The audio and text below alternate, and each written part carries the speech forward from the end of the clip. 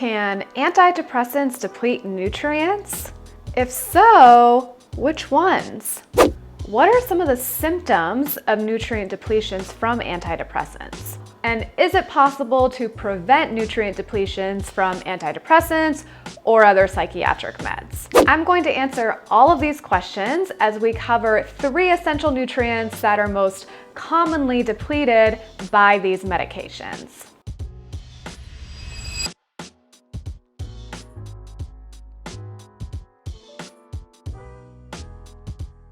Hi, I'm Jess. I'm a clinical nutritionist, and this channel is all about optimizing your diet and lifestyle for better mental health. And today we're going to be talking about something that I'm going to go out on a limb and say that is really not discussed enough, even though it has a huge impact on our physical and mental health. And that is drug-induced nutrient depletions. Today we're just covering antidepressants, as it would be too big of a pill to swallow, pun intended, to cover all psychiatric meds, especially as the field of pharmacology continues to grow and many medications are used off-label. But I wanted to start with antidepressants because they are incredibly common today. The latest data from the CDC is unfortunately from the years from 2015 to 2018, so before the pandemic in 2020, where they approximated that about 13% of US adults are currently on antidepressants, which is about 1 in 10 people. But the latest data from a 2021 census in England approximated that their population was about at 15%. I would say that maybe 30% of the people I personally know are on antidepressants, and then over the past 2 years of working with clients, probably 40 to 50% of people have been on antidepressants. The reason why I bring up this data is because it's now something that I really need to be aware of now when I work with others, especially when some of the top nutrients depleted by some of these antidepressant meds are actually some of the top nutrients that are involved and the etiology of certain conditions like depression, which I feel like is a pretty good example of irony. Let me know if you agree in the comments below. So the class of antidepressants we're going to be focused on discussing today are going to be SSRIs, so selective serotonin reuptake inhibitors. Examples of this would be your common Lexapro, Prozac, and Zoloft, but here are some of the other brand names. SNRIs, which are serotonin and norepinephrine reuptake inhibitors. Popular one of these would be something like Cymbalta. NDRIs, norepinephrine and dopamine reuptake inhibitors. And you really just see this a lot in medications like Wellbutrin, which I'm seeing more and more for people that have a combination of depression and anxiety. We're not going to discuss things like TCAs and MAO inhibitors today because those are a little bit older forms of antidepressants that they're really not used as much anymore, likely due to the fact that they have way more side effects and also way more nutrient drug interactions as well as depletions.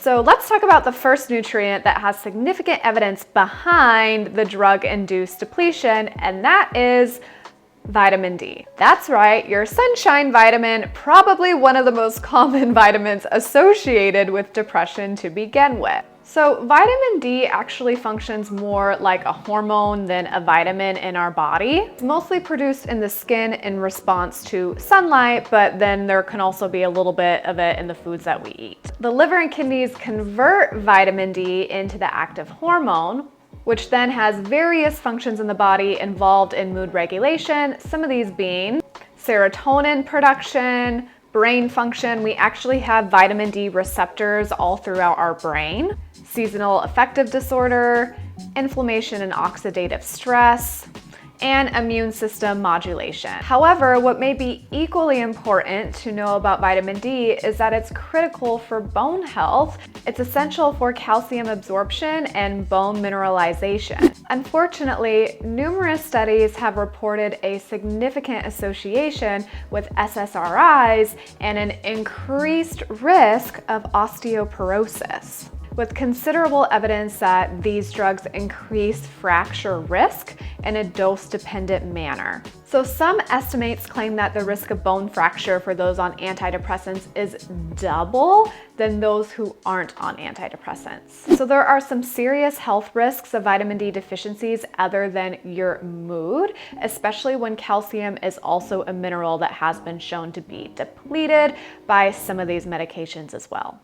All right, on to the next nutrient. But before that, if you're getting value out of this video so far, don't forget to smash the like button. And if you want more content like this, consider subscribing to the channel. Okay, I'm not gonna lie, I cheated a little bit here on the next nutrient in the sense that this is actually a class of nutrients, and that is your B vitamins. We're really gonna discuss folate the most today, but I just wanted to bring up all the B vitamins because antidepressants has been shown to deplete several B vitamins like vitamin B12, B6, B2, riboflavin, and really all of your B vitamins are super important when it comes to your mental health because they're all involved in processes like neurotransmitter synthesis, energy production, stress management, detoxification, and methylation. But let's talk folate for a minute, which is vitamin B9. We get this from things like leafy greens. It's high in some other things too, but I would say leafy greens is probably where most people get their folate from. Folate is a critical nutrient for your mental health. Folate, along with B12, are involved in a process called methylation that I just mentioned, which helps you produce a compound called SAMe, which is super important for improving your mood and reducing depression.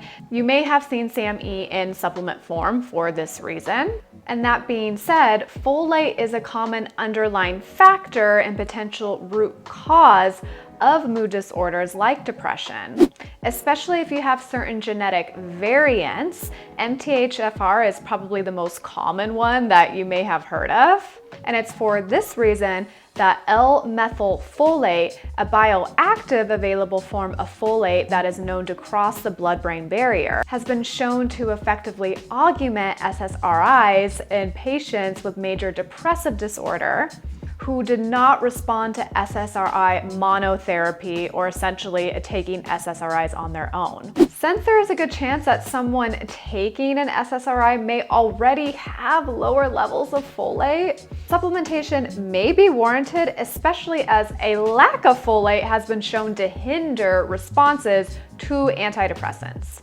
So those are our two nutrients that I think are very ironic in their nutrient depletions because they're so foundationally involved in the etiology of depression. The third nutrient we're going to talk about today is not a vitamin and not a mineral, but a molecule that is found in every cell of your body, and that is CoQ10. CoQ10 is essential for energy production, and it's a very powerful antioxidant that protects your brain and your body from free radical damage.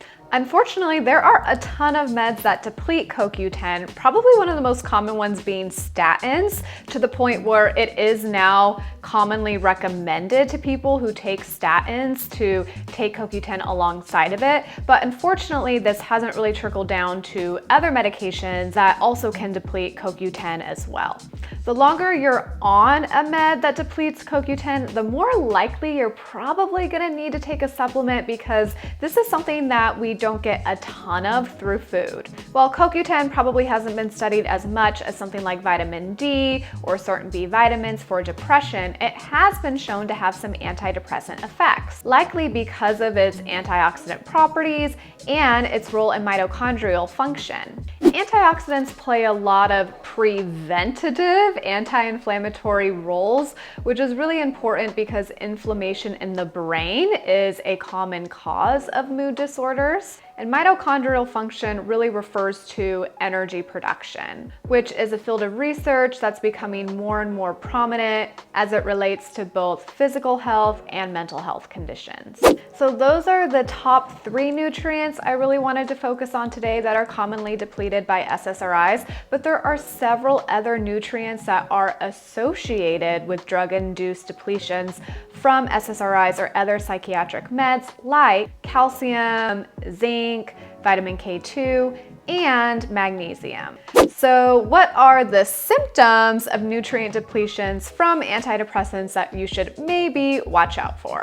You know when you watch those drug commercials that have all of those really fun side effects listed afterwards? Well, unfortunately, those side effects do not include nutritional deficiencies or symptoms of nutritional deficiencies. Nutritional deficiencies are so varied, and oftentimes if you're getting to a point where you have pretty obvious physical symptoms, the deficiency is likely pretty severe at that point. And we want to do better than avoiding deficiency diseases. Another reason why I chose the nutrients that I did today is because it's really long-term use of antidepressants and certain medications that can have a major effect on these nutrient stores over time, which can be a little bit of a moot point and also super frustrating if we're taking antidepressants. So how can you prevent nutrient depletions from